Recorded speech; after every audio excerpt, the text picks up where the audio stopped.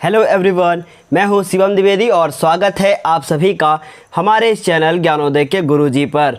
आज की इस क्लास में हम क्या बात करने वाले हैं, सबसे पहले हम उसकी ही बात करते हैं। इस क्लास में आज आप 12.1 एक्सरसाइज को शुरू करने वाले हैं, जो कि आपके एग्ज़ाम के लिए बहुत ज़्यादा इम्पॉर्टेंट है। इसका क्वेश्चन नंबर 4 जो आज आप पढ़ेंगे वो हर वर्ष एग्ज़ाम में पूछा जाता है, क्योंकि क्वेश्चन तो बहुत सिंपल सा है, लेकिन उसमें कुछ ऐसे फैक्ट्स हैं जिनकी वजह से वो क्वेश्चन थोड़ा सा कठिन हो जाता है। तो चलिए फिर बिना देर किए हुए शुरू करते हैं। और आपको स्क्रीन पर दिख रहा होगा पहला क्वेश्चन क्या लिखा हुआ है, उसे हम पढ़कर देखते हैं। आपको स्क्रीन पर दिख रहा है, लिखा हुआ है कि दो वृत्तों की त्रिज्याएं क्रमशः 19 सेंटीमीटर और 9 सेंटीमीटर हैं। उसके बाद लिखा हुआ है, आप बोर्ड पर वहाँ देखेंगे, लिखा हुआ है कि उस वृत्त की त्रिज्या को ज्ञात कीजिए जिसकी परिधि इन दोनों वृत्तों की परिधियों के योग के बराबर है। अगर एक बार हम इसे इंग्लिश में रीड करें तो हमारे सामने लिखा हुआ है the radii of two circles are 19 centimeter and 9 centimeter respectively. Find the radius of circle which has circumference equal to the sum of circumference of two circles. इसका मतलब ये हुआ कि दो सर्कल बने हुए हैं। क्या बने हुए हैं? दो सर्कल बने हुए हैं। एक ये सर्कल हो गया और एक दूसरा सर्कल हो गया। इन दोनों सर्कल की जो रेडियस दी है वो दी हुई है यहाँ पर कितनी, एक दी हुई है 19 सेंटीमीटर और दूसरी दी है आपकी 9 सेंटीमीटर। बहुत ध्यान से आप देखिएगा, बहुत अच्छा सा क्वेश्चन ये है। ये फर्स्ट क्वेश्चन है आपका। और उसके बाद लिखा है उस वृत्त की त्रिज्या ज्ञात कीजिए जिसकी परिधि इन दोनों वृत्तों की परिधियों के योग के बराबर हो। इसका मतलब इस वृत्त की परिधि निकाल लीजिए, फिर इसकी परिधि निकाल दीजिए, दोनों को आपस में जोड़ दीजिए और वो तीसरे वाले वृत्त की परिधि के क्या होगी, बराबर होगी। मतलब जाहिर सी बात है कि वो वृत्त क्या होगा, बड़ा सा होगा, लेकिन मैंने थोड़ा सा छोटा बना दिया। तो इसकी जो है त्रिज्या हमें क्या करनी है, ज्ञात करनी है। तो हम लिख सकते हैं कि इस वृत्त की जो परिधि होगी इसकी परिधि और इसकी परिधि के योग के क्या होगी, बराबर होगी। इसका मतलब हम लोग लिखेंगे कि जो है जो आपका नया वाला वृत्त बनेगा, हम लोग लिखेंगे वृत्त की परिधि और वो किसके बराबर होगी, आप लिखेंगे ये पहले वृत्त की परिधि और उसके बाद लिखेंगे आप प्लस लगाकर लिखेंगे दूसरे वृत्त की परिधि। और आपको पता है कि पहले वृत्त की जो परिधि होगी उसका हम लोग फॉर्मूला लगाएंगे 2πr। तो हमने यहाँ पर क्या लगा दिया, 2 और उसके बाद फिर पाई लिखा और उसके बाद देखेंगे आप लिखेंगे r, लेकिन हमने इसको क्या कर दिया, इसको हमने माना ये मेरी r1 है और r1 बराबर मैंने क्या मान लिया, 19 सेंटीमीटर। और r2 बराबर हमने क्या मान लिया, r2 बराबर हमने मान लिया 9 सेंटीमीटर। इसे क्या मान लिया हमने, r मान लिया। तो ये हमने लिखा 2πr1। फिर दूसरी वाली को हम लोग क्या लिखेंगे, 2πr2, क्योंकि पहले वृत्त की परिधि होगी 2πr तो दूसरे की भी क्या होगी, 2πr होगी, लेकिन उसके साथ 2 लगा देंगे। और वृत्त की जो परिधि है वो क्या होगी, 2πr होगी। देखिए अगर आप इस क्वेश्चन को करते तो ऐसे करते कि पहले वृत्त की परिधि निकालते, फिर दूसरे वृत्त की परिधि निकालते, फिर उसको तीसरे के बराबर लिखते, फिर उसको सॉल्व करते, बहुत कठिन हो जाता। और ये क्वेश्चन बहुत ज़्यादा आसान है। देखिए और ये क्वेश्चन ना पूछा भी जा चुका है आपके एग्ज़ाम में। तो यहाँ पर अगर हम ध्यान से देखें तो ये लिखा हुआ है 2πr और इसमें से कुछ कॉमन मिल रहा है, हमने लिखा 2π और कॉमन ले लिया r1 प्लस r2। क्या इतनी बात आपको समझ में आ गई कि यहाँ पर 2π हमने क्या कर दिया है, कॉमन ले लिया है। अब अगर इस 2π को इस 2π के अपॉन में ले जाएं तो ये 2π से 2π क्या हो जाएगा, कैंसिल आउट हो जाएगा, नीचे गया और उसके बाद 2π से 2π कैंसिल। इसका मतलब r बराबर क्या मिला, r1 प्लस r2 मिला और r की वैल्यू मुझे निकालनी है और r1 की वैल्यू मुझे दी है कितनी, 19 और इसकी वैल्यू कितनी है, 9। दोनों को कर दिया जो है ऐड, तो कितना हो गया 28। हम लोग लिख सकते हैं अतः नए वृत्त की त्रिज्या कितनी होगी, हम लोग लिख देंगे कि कितनी सेंटीमीटर होगी, 28 सेंटीमीटर होगी। कितना आसान क्वेश्चन था ना। क्या किया, पहले वृत्त की परिधि बराबर क्या, फिर दूसरे वृत्त की परिधि, पहले वृत्त की परिधि प्लस दूसरे वृत्त की परिधि बराबर बड़े वाले वृत्त की परिधि, और उसके बाद 2π से 2π कैंसिल किया, r बराबर r1 प्लस r2 और क्वेश्चन खत्म। तो उम्मीद है इतना आपको समझ में आ गया होगा। पहला क्वेश्चन हमने आपको करके दिखा दिया है। अब बात करेंगे हम दूसरे क्वेश्चन की, जो बिल्कुल ऐसा ही है लेकिन उसे एक बार पढ़ के देखते हैं। दूसरा क्वेश्चन लिखा है कि दो वृत्तों की त्रिज्याएं क्रमशः 8 सेंटीमीटर और 6 सेंटीमीटर है। इसका मतलब पहला वृत्त है और उसकी त्रिज्या 8 सेंटीमीटर है और दूसरा वृत्त है उसकी त्रिज्या 6 सेंटीमीटर है। और फिर लिखा है उस वृत्त की त्रिज्या ज्ञात कीजिए जिसका क्षेत्रफल इन दोनों वृत्तों के क्षेत्रफल के योग के बराबर हो। मतलब इससे पहले वाले क्वेश्चन में क्या कह रहे थे, इससे पहले वाले क्वेश्चन में आपसे परिधियों को बराबर करने के लिए कहा गया था, इसमें क्षेत्रफल को बराबर करने के लिए कहा गया है। तो हम लोग क्या लिखेंगे, हम लोग लिखेंगे पहले वृत्त की त्रिज्या हमको दे रखी है। दूसरा क्वेश्चन है क्या दिया है, पहले वृत्त की क्या त्रिज्या, और पहले वृत्त की त्रिज्या को आप क्या लिखेंगे, लिखेंगे R1 बराबर कितना सेंटीमीटर दे रखा है इन्होंने, 8 सेंटीमीटर। और फिर लिखेंगे हम लोग दूसरे वृत्त की त्रिज्या, दूसरे वृत्त की क्या त्रिज्या, और उसके बाद दूसरे वृत्त की त्रिज्या को क्या लिख देंगे, R2 बराबर कितना दिया हुआ है, 6 सेंटीमीटर। तो मतलब पहले वृत्त की त्रिज्या दे दी और दूसरे वृत्त की त्रिज्या दे दी। अब हम लोगों को करना यह है कि पहले वृत्त का क्षेत्रफल प्लस दूसरे वृत्त का क्षेत्रफल बराबर जो हम लोगों का बड़ा वाला बनेगा क्षेत्रफल, मतलब बड़ा वाला जो वृत्त बनेगा उसका क्षेत्रफल, दोनों आपस में क्या होंगे, बराबर होंगे।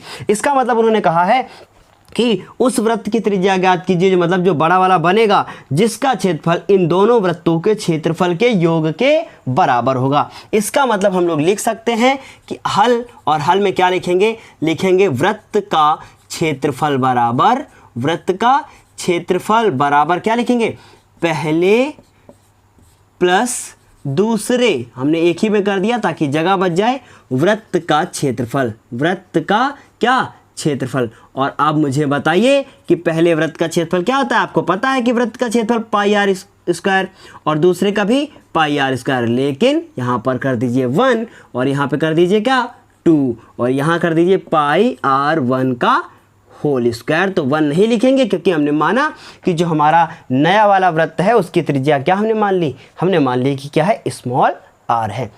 देखिए अगर आपने अभी तक पिछले वीडियो को मेरे नहीं देखा है तो उसे ज़रूर देख लीजिए, क्योंकि सारे फॉर्मूले हमने एक क्लास में आपको पहले से ही बता रखे हैं, ताकि ये आपका चैप्टर नंबर 12 है, इसका हर एक क्वेश्चन आपके दिमाग में ऐसा जो है फिट हो जाए कि आपको बस वहाँ पर एग्ज़ाम में निशाना लगाना ही बाकी रह जाए, तर्कस में तीर पहले से भर रखो आप। तो चलिए फिर क्या करते हैं, इसमें से पाई ले लेते हैं कॉमन।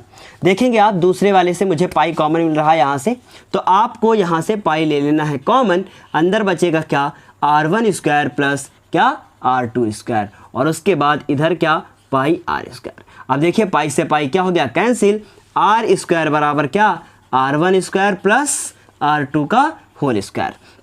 तो ये हमने लिखा R स्क्वायर, और R1 की वैल्यू तो पहले से मुझे पता है कितनी है, 8 है, और उसके बाद R2 की वैल्यू कितनी है, 6 है, लेकिन इसके ऊपर हम लोग क्या करेंगे, स्क्वायर भी लगा देंगे।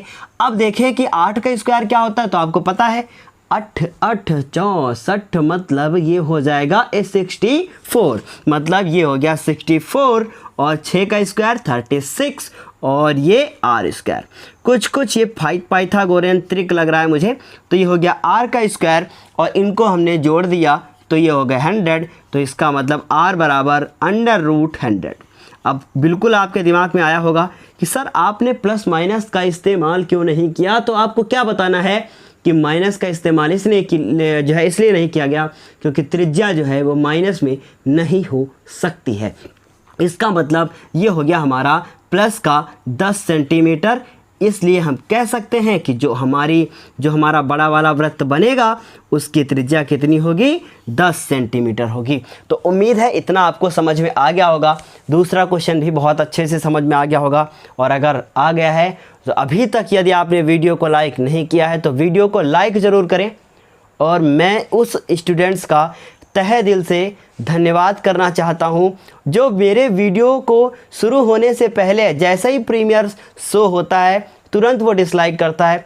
तो ये फिर गलत बात है। अगर आप ऐसा करते हैं तो कहीं ना कहीं आप अपने भविष्य से ज़्यादा हमारे भविष्य के बारे में सोच रहे हैं। तो ऐसा आप बिल्कुल भी ना करें। अगर आपको क्लास अच्छी लगती है तो बिल्कुल जब तक आप देखें नहीं तब तक डिसलाइक आप करें तो ये फिर आपके हक में नहीं है। अगर आपका मन है कि हाँ मुझे डिसलाइक करना ही है तो फिर एज योर विश आप कुछ भी कर सकते हैं। तो उम्मीद है मुस्कुराते हुए फिर ये क्वेश्चन भी ख़त्म होता है और बात करेंगे हम लोग किसकी, थर्ड क्वेश्चन की, जो कि थोड़ा सा बड़ा क्वेश्चन है। और इसके बाद फोर्थ क्वेश्चन की बात करेंगे, उसे मिस मत कीजिएगा क्योंकि वो क्वेश्चन आपके एग्ज़ाम में के लिए बेहद इम्पॉर्टेंट है। तो चलिए फिर शुरू करते हैं थर्ड क्वेश्चन को। और आपको स्क्रीन पर दिख रहा है, लिखा है आकृति 12.3 एक तीरंदाजी लक्ष्य को दर्शाती है और उसके बाद जिसके केंद्र से बाहर की ओर 5 क्षेत्र बने हैं जिसमें कि गोल्ड है, रेड है, ब्लू, ब्लैक और वाइट चिन्हित हैं, मतलब वो कलर जो हैं वो चिन्हित हैं। उसके बाद लिखा हुआ है जिनसे अंक अर्जित किए जा सकते हैं। गोल्ड अंक वाले क्षेत्र का व्यास, मतलब व्यास दिया है, व्यास का आधा त्रिज्या होगा तो कितना है 21 सेंटीमीटर और प्रत्येक अन्य पट्टी 10.5 सेंटीमीटर चौड़ी है। बस यही तो खेल है। फिर आगे देखते हैं क्या लिखा हुआ है। लिखा है अंक प्राप्त कराने वाले इन 5 क्षेत्रों में से प्रत्येक का क्षेत्रफल ज्ञात करो। अगर आप इस क्वेश्चन को कर ले जाओ तो समझ लो फिर आप वृत्त को जो है वृत्त का क्षेत्रफल निकालने में माहिर हैं। तो चलिए फिर हम इस क्वेश्चन को शुरू करते हैं और आपको बताते हैं कि ये किस प्रकार से हम लोग करेंगे। तो देखिए हम यहाँ पर डायग्राम बनाते हैं क्योंकि बिना डायग्राम बनाए ये क्वेश्चन फिर हम आपको समझा नहीं पाएंगे। आप देख रहे हैं कि हमने कितने क्षेत्र बना दिए, ये हो गए मेरे एक क्षेत्र बन गया। उसके बाद ये हमारे 2 क्षेत्र कंप्लीट, उसके बाद ये हमारे कितने क्षेत्र कंप्लीट, 4 कंप्लीट और 5वां हम बाहर बड़ा सा बना देते हैं। उसके बाद बीच वाला जो है वो हमारा गोल्ड है तो हम इसको जी लिख देते हैं, हमने जी लिख दिया। फिर उसके बाद रेड है तो हमने इसको रेड कर दिया। उसके बाद ब्लू है तो हमने इसको ब्लू कर दिया। उसके बाद फिर ब्लैक है तो ब्लैक कर दिया और उसके बाद वाइट है तो वाइट, तो ये ब्लैक हो गया और ये ब्लू हो गया। और उसके बाद चलिए पूरा ही लिख देता हूँ, तो ये ब्लू हो गया, ये आपको पता ही चल गया होगा कि वाइट है। और उसके बाद ये क्या है, ये रेड है और ये आपका गोल्ड कलर है। मतलब ये टोटल 4 कलर के जो ऐसे चित्र बना के आपको यहाँ पर दिया गया था अभी, तो उसमें क्या लिखा हुआ है कि गोल्ड का जो व्यास है वो कितना है 21 सेंटीमीटर। देखिए बहुत ध्यान से इसको ध्यान से समझिएगा। अगर हम लोगों को इस गोल्ड वाले का क्षेत्रफल निकालना हो तो हम लोग क्या करेंगे, हमें व्यास दिया हुआ है और व्यास से निकालेंगे त्रिज्या और उसके बाद उस त्रिज्या का हम लोग क्षेत्रफल निकाल लेंगे, मतलब इस जो है वृत्त का क्षेत्रफल निकाल लेंगे, त्रिज्या हमें दी हुई है। तो चलिए फिर क्या करते हैं, हम लोग लिखते हैं कि सबसे पहले मुझे क्या दिया हुआ है। मुझे दिया है कि जो गोल्ड वाला बना हुआ है, गोल्ड वाले वृत्त या भाग लिख सकते हैं आप, गोल्ड वाले वृत्त का क्षेत्रफल नहीं दिया हुआ है, उसकी हमें त्रिज्या दी है। क्या दी है, रेडियस दी है। तो रेडियस भी नहीं दिया है, क्या दिया हुआ है, व्यास दिया हुआ है, मतलब डायमीटर दिया हुआ है। तो कितना दिया हुआ है, 21 सेंटीमीटर हमें दिया हुआ है। तो इससे आप इसकी जो है त्रिज्या निकालोगे तो त्रिज्या आपकी आएगी कितनी, आप खुद ही बता दीजिए मुझे कितनी आ जाएगी, 21/2। इसका मतलब हम लोग लिखेंगे 21/2 और इसको जाकर पॉइंट में चेंज किया जाए तो आप 21 लिखोगे, 2 से डिवाइड करोगे तो आपका आंसर आएगा 10.5 सेंटीमीटर। तो उम्मीद है इतनी बात आपको समझ में आ गई होगी कि यहाँ से यहाँ तक की जो लंबाई है वो कितनी है, 10.5 सेंटीमीटर है। क्लियर इतनी बात। उसके बाद ये वाली पट्टी कितनी मोटी है, आपको पता है कि 10.5 है, तो यहाँ से यहाँ तक हम लोग निकालने के लिए 10.5 में 10.5 जोड़ देंगे। तो इतनी बात समझ में आ गई। इसको हम लोग क्या मान लेते हैं, जी मान लेते हैं, ये OG हो गया। उसको क्या मान लेंगे, रेड मान लेंगे, OR हो गया। उसके बाद इसे क्या मान लेंगे, उससे हम लोग B मान लेंगे। और उसके बाद ब्लैक है तो हम इसको K मान लेते हैं कि काला कलर है। और उसके बाद फिर क्या मान लिया, W को हमने क्या कर दिया, वाइट कर दिया। तो ऐसे आपको यहाँ पर कितना अच्छा दिख रहा है ना, बहुत अच्छे से हम लिख भी देंगे और आपको समझ में भी आ जाएगा। तो क्या किया मैंने, इतनी बात क्लियर हो गई। अब लिखेंगे कि गोल्ड वाले भाग का क्षेत्रफल, मतलब गोल्ड वाले भाग का क्षेत्रफल। एक एक पॉइंट को बहुत अच्छे से समझना। गोल्ड वाले भाग का अगर मुझे क्षेत्रफल ज्ञात करना होगा तो हम लोग क्या लिखेंगे, देखो ध्यान से, ये फर्स्ट क्वेश्चन है, मतलब इसमें टोटल 5 है। गोल्ड वाले भाग का क्षेत्रफल हम लोग लिखेंगे πr²। तो हम लोग यहाँ पर क्या लिखेंगे पाई, तो हमने पाई का मान लिख दिया कितना 22/7 और उसके बाद ये r लिखा हुआ है। तो r क्या करेंगे, देखिए एक चीज़ और हम आप लोगों को बता दें, इन्होंने कह रखा था कि जब तक कहा ना जाए, आपने ऊपर क्वेश्चन में भी देखा होगा लिखा था जब तक कहा ना जाए तब तक पाई का मान कितना रखें 22/7 का प्रयोग करें। इसका मतलब हम लोग यहाँ पर 22/7 का ही प्रयोग करेंगे। r की वैल्यू कितनी है 10.5 गुणे में क्या लिखोगे आप 10.5। क्या इतनी बात समझ में आ गई। अब ध्यान से अगर आप देखें इसको, बहुत अच्छा क्वेश्चन है। हम लोग ये 7 लिखा है तो हमने इसका 7 एकम 7 किया और इसको काट दिया, तो 7 एकम 7 3 बचते हैं यहाँ से और 7 बचे कितना हो गया 35, मतलब ये 1.5 हो गया। उसके बाद ये लिखा हमने 22 और गुणे 1.5 गुणे कितना 10.5। अब इन सब का आपस में आप कर लेना गुणा, और जब आप इन सब का आपस में गुणा करोगे तो आपका जो आंसर आएगा, देखिए मेरी बात को बहुत ध्यान से समझिएगा, आपका जो आंसर आएगा वो आएगा 346.5। मतलब इन तीनों को आप आपस में क्या कर लेंगे गुणा कर लेंगे, तो 346.5 वर्ग, और ये सेंटीमीटर में था इसलिए क्या हो जाएगा वर्ग सेंटीमीटर। देखिए अगर आप बाई चांस आपको गुणा करना नहीं आता है तो एक गुणा हम आपको यहाँ पर करके बता देते हैं, क्योंकि आपको डेसिमल में प्रॉब्लम है तो बता देते हैं आपको। देखिए 5 दूनी 10, फिर 5 दूना कितना हुआ 10 और 1 11, उसके बाद 1 से करेंगे तो 2 और उसके बाद फिर 2 लिखा, फिर हो गया 3 और ये हो गया 3। डेसिमल हमने देखा यहाँ पे कि जो है एक संख्या जो है डेसिमल के बाद लिखी है तो हमने इसको 1 लिखा। अब पीछे से गिनती गिना 1 और यहाँ लगा दिया दशमलव।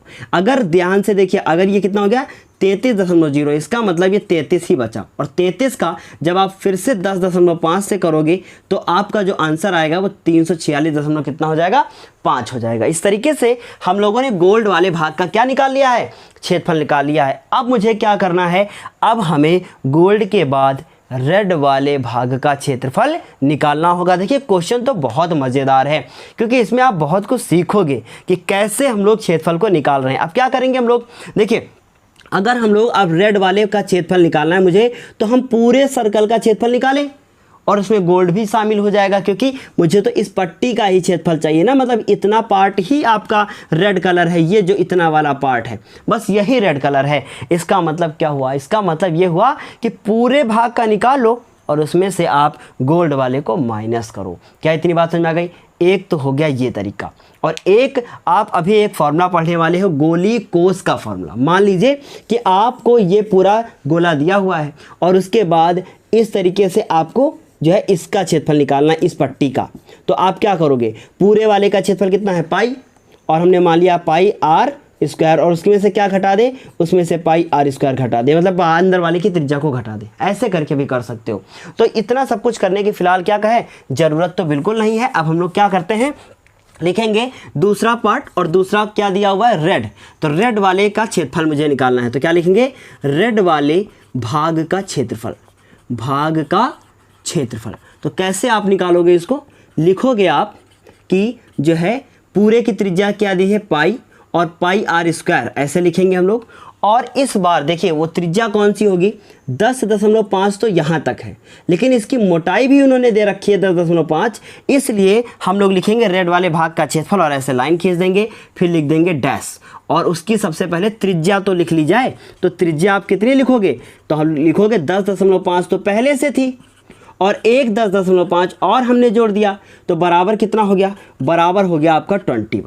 इस तरीके से हम कह सकते हैं कि अब मुझे त्रिज्या जो है क्या लेनी है 21 लेनी है। तो हम लोग क्या लिखेंगे, लिखेंगे रेड वाले भाग का क्षेत्रफल, भाग का क्षेत्रफल। और कौन सा फॉर्मूला आप लगाओगे, देखिए क्या करेंगे हम लोग, सबसे पहले लिखेंगे पाई और r स्क्वायर माइनस किसका क्षेत्रफल, गोल्ड वाले भाग का क्षेत्रफल, भाग का क्षेत्रफल। और रेड वाले का निकाल के हम लोग क्या करेंगे, उसमें से गोल्ड वाला माइनस कर देंगे। तो पाई का मान 22/7 और r का मान कितना लेना है 21, और ये गुणे में 21, और गोल्ड वाले का कितना आप निकाल चुके हैं 346.5। तो उम्मीद है इतनी बात आपको समझ में आ गई होगी।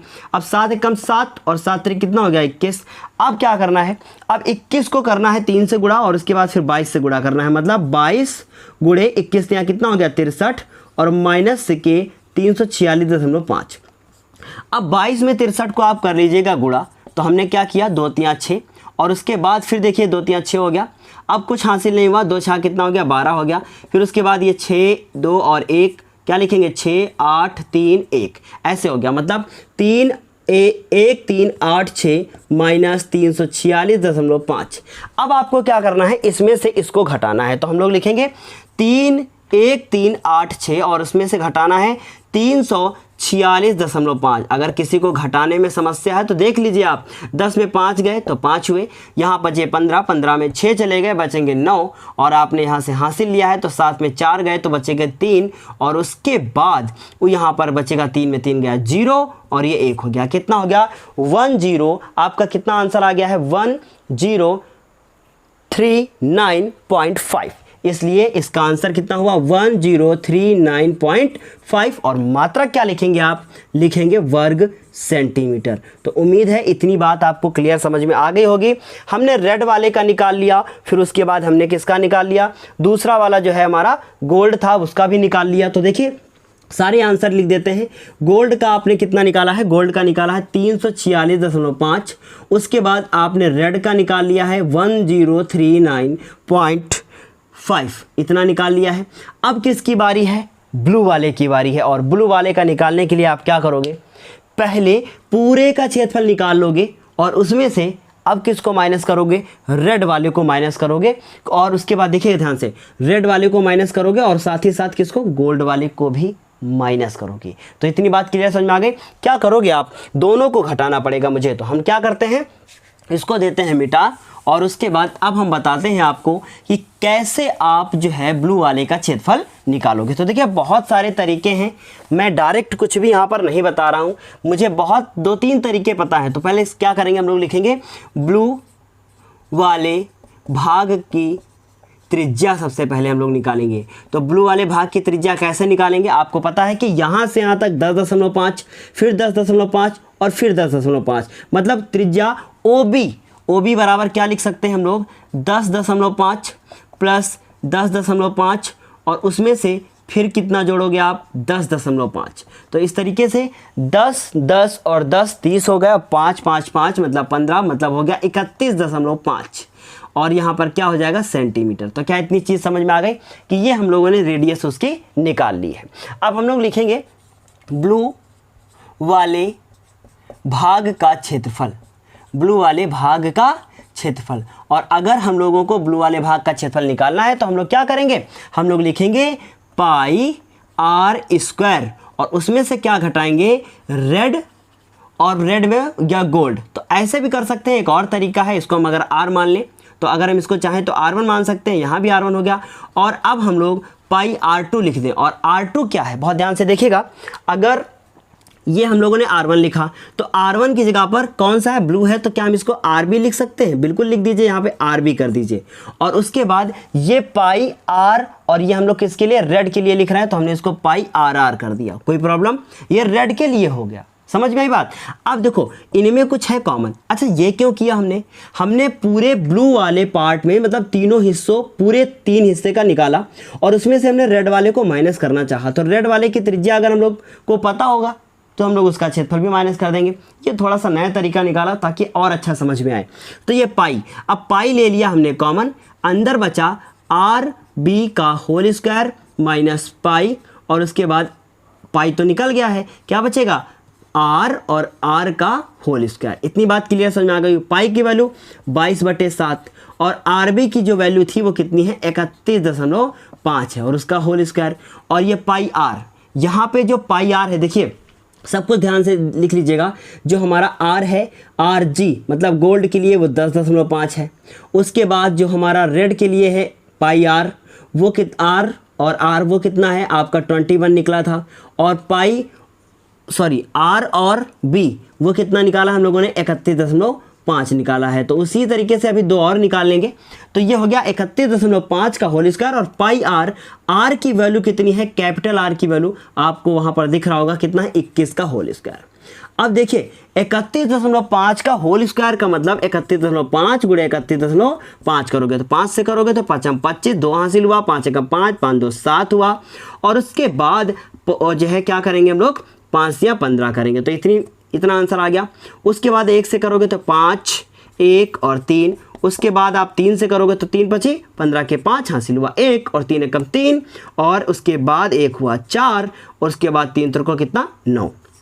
तो इस तरीके से ये हो गया 5 7 5 12 हासिल हुआ कितना 1, 5 5 10 और 2 1 हासिल 11 और 1 ये 12। फिर हासिल 1 हुआ 3 और 4 7 1 8 और 1 हासिल था हो गया 9 और उसके बाद ये हो गया 9। इसका मतलब 99225 आया है। और यहाँ पर पॉइंट के बाद एक संख्या, पॉइंट के बाद एक संख्या, मेरी प्यारी रे बिंदु, अरे बिंदु ही तो लगा है ना। अब 1 1 हो गया, कितना हो गया 1 और 1, तो ये हो गया आपका 22/7 और उसके बाद 31.5 9 9 फिर वही बिंदु 2.5 और उसके बाद 21 का होल स्क्वायर कर दीजिए 400 कितना आ जाएगा आपको पता है। 21 का होल स्क्वायर अगर हम लोग करेंगे तो 21 गुणे कितना लिखेंगे 21 1 और उसके बाद मैं लिखूंगा नहीं अभी 1 1 और उसके बाद 2, फिर उसके बाद 2 का 2 और उसके बाद 2 दूनी कितना 4 1 और उसके बाद ये कितना हो गया 2 2 4 441 कितना हो गया 441।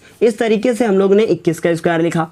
अब इन दोनों को मुझे घटाना है तो मैंने लिखा यहाँ पर 22/7 और घटाना शुरू कर दीजिए तो 9 9 उसके बाद 2.5 और घटा दीजिए 4 4 1.00 तो ये हो गया 5 2 1 हुआ और उसके बाद देखिए ध्यान से 1 हुआ, 2 में से 1 चले गए, 9 में से 4 गए तो 5, फिर ये हो गया 5। मतलब कितना आ गया यहाँ से घटाने के बाद आपका आ गया है 5 5 1.25। क्या ये 7 से कट जाएगा? चेक करके देखते हैं। तो 7 7 49 यहाँ से बचेंगे 6, फिर उसके बाद 7 8 56 और उसके बाद 56 में बचेंगे यहाँ पे 5, फिर 7 से करेंगे, फिर 7 7 49 कट जाएगा क्या? बिल्कुल कट जाएगा। चलिए इसको काटना शुरू करते हैं। देखिए 7 कम 7 7 बचे 35 7 7 49 हो गया यहाँ पर और उसके बाद बचेंगे 6 61 हो गए, 7 8 56 कितने बचेंगे आपके 5 बचेंगे 52 हो गए, फिर 7 7 49 हो गया और उसके बाद पॉइंट की संख्या ले ली ना 7 7 49 3 बचे और 7 बचे 35 मतलब कितना हुआ 22.75। उसके बाद सॉरी ये 22 और 78.75। अब इन दोनों को करना है आपको गुणा। तो इन दोनों का जब आप गुणा करोगे 22 का गुणा 78.5 से आप लोग करोगे तो हम लोग क्षेत्रफल निकाल रहे हैं किसका?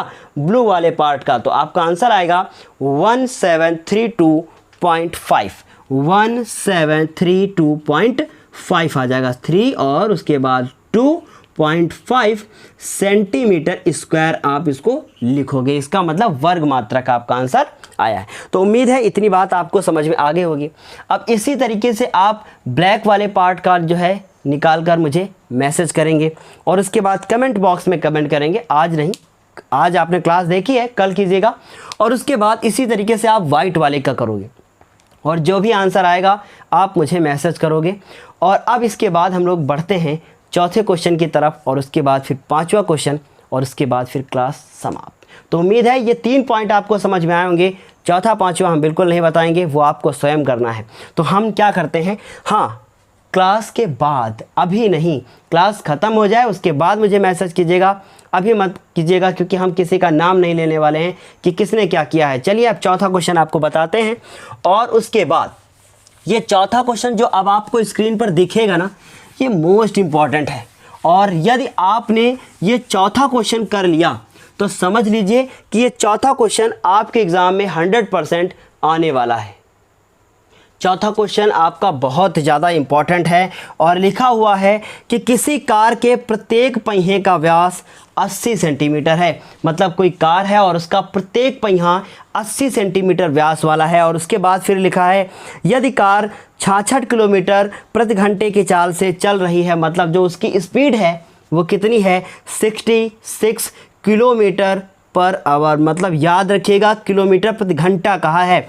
और उसके बाद लिखा है 10 मिनट में प्रत्येक पहिया कितने चक्कर लगाती है। मतलब जब 10 मिनट बीतेगा घड़ी में आप देखोगे तो 10 मिनट में वो पहिया कितना चक्कर लगाती है। ऐसा नहीं कि आप घड़ी लेके बैठो और गिनो कि 10 मिनट में कितना चक्कर लगाती है पहिया।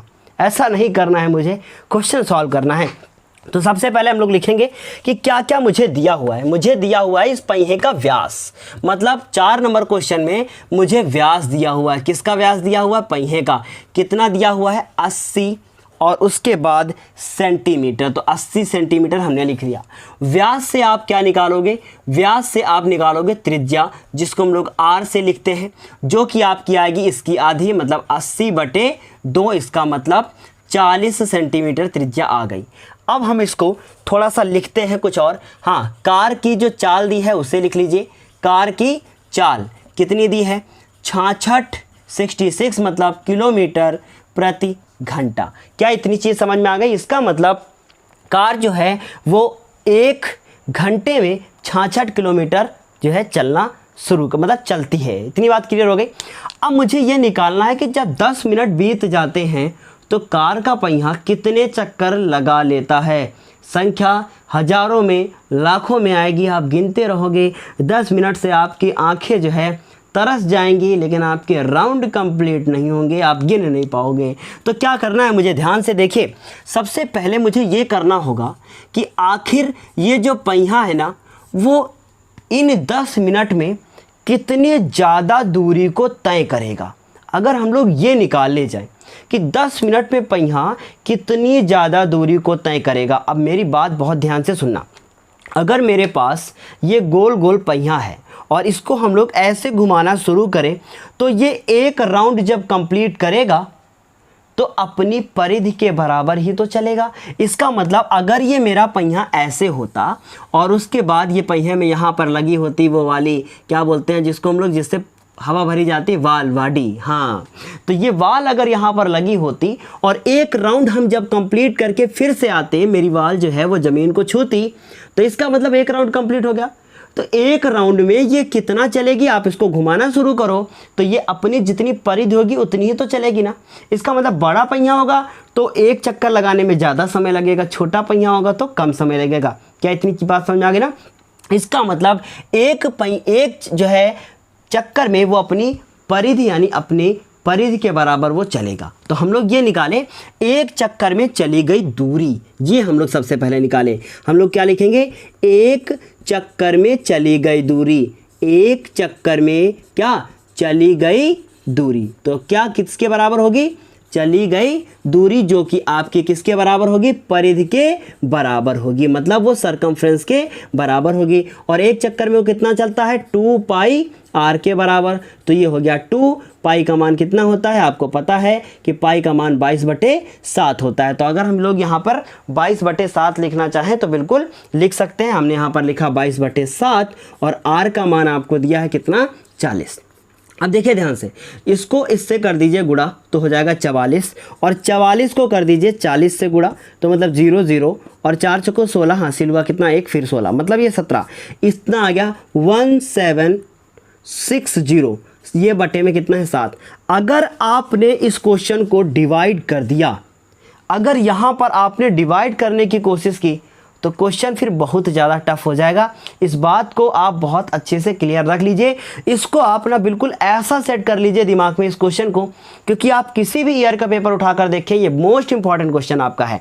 देखिए क्या करेंगे। अब इसका मतलब एक चक्कर में चली गई दूरी और कितने सेंटीमीटर में आएगी, क्योंकि ये हम लोग क्या लिख रहे हैं? सेंटीमीटर, क्योंकि हमारी जो त्रिज्या थी ना वो सेंटीमीटर में ही दी थी। इतनी बात क्लियर समझ में आ गई? एक चक्कर में चली गई दूरी हम लोगों ने क्या कर ली है? अब निकाल ली है। अब बहुत ध्यान से देखिएगा, लिखा हुआ है कार की चाल 66 किलोमीटर प्रति घंटा, और हम लोग अगर ध्यान से देखें तो 1 घंटे में वो 66 किलोमीटर चलती है। इसका मतलब जब कार 1 घंटे चलती है तो वो 66 किलोमीटर चलती है। लेकिन अगर इस किलोमीटर को हम लोग सेंटीमीटर में चेंज करें कि कार 1 घंटे में कितने सेंटीमीटर चलती है, तभी ये क्वेश्चन बहुत आराम से लग जाएगा। देखिए बहुत ध्यान से, हम लोग लिखेंगे कि चूंकि कार द्वारा 1 घंटे में चली गई दूरी, बहुत अच्छा क्वेश्चन है। कितना लिखा हुआ है? 66 किलोमीटर। अगर हम लोग लिखें कि कार द्वारा 1 घंटे में चली गई दूरी कितनी? 66 लिखा हुआ है, और आपको पता है कि 1 किलोमीटर में कितने मीटर होते हैं? 1000 मीटर होते हैं। कितना आपको सबको पता होगा कि 1 किलोमीटर में 1000 मीटर होंगे। इसीलिए हम कह सकते हैं कि 1 किलोमीटर में क्या होंगे, मीटर वर्ड अगर हट जाए तो सेंटीमीटर लाना चाहें तो फिर 100 से गुणा करेंगे। इसका मतलब 1 किलोमीटर में 1,00,000 सेंटीमीटर होते हैं। इसका मतलब हम लोग क्या करेंगे, ध्यान से देखिएगा, समझ में आ गई बात ना। 1 किलोमीटर में 1000 मीटर, और 1000 जो मीटर लिखा हुआ है, मीटर वर्ड को अगर हटा दिया जाए तो इसका मतलब फिर हम लोग सेंटीमीटर लिखेंगे, और 1 मीटर में 100 सेंटीमीटर। इसका मतलब ये हुआ कि 1,00,000 हो गया, क्योंकि 3 और 2 कितने, 5 जीरो हो गए। क्लियर बात।